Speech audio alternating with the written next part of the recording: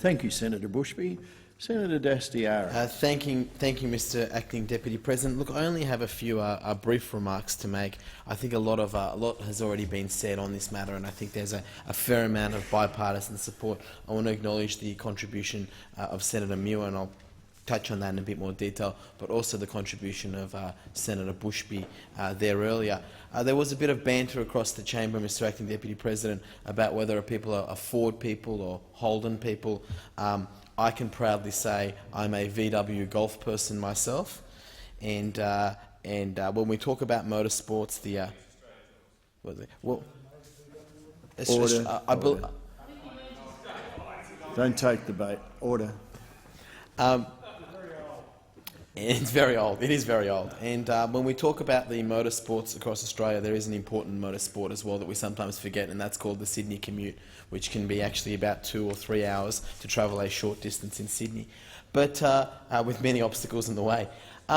I'm delighted to rise in this place on behalf of the Labor senators, however, and support the motion moved by Senator Muir. The motion that this Senate notes the economic, social and other benefits of motorsport in Australia.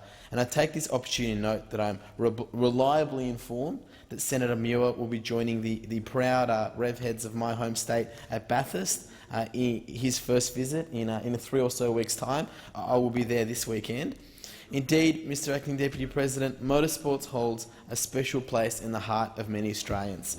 There are events that bring the country to a standstill, such as the rumble of V8s around Mount Panorama in Bathurst and the Formula One Australian Grand Prix, the first event of the global Formula One season, allegedly going to be in Melbourne this year at Albert Park, but I believe there are moves underway to try and get it to Sydney.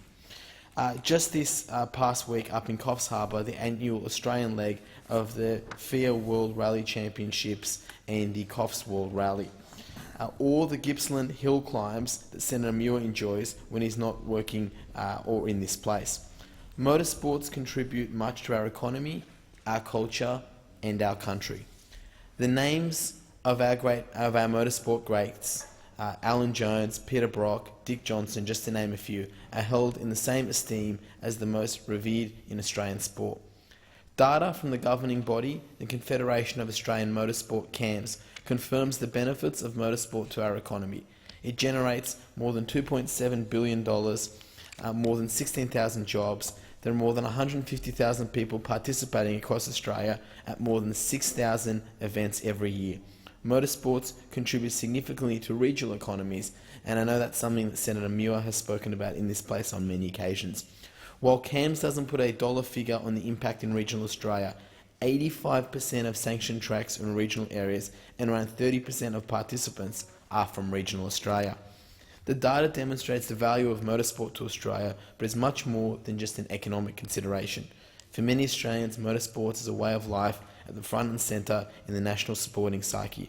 On behalf of Labor members and senators, I thank Senator Muir for bringing this motion before the Senate. I thank him and I thank the contribution of other senators in this debate.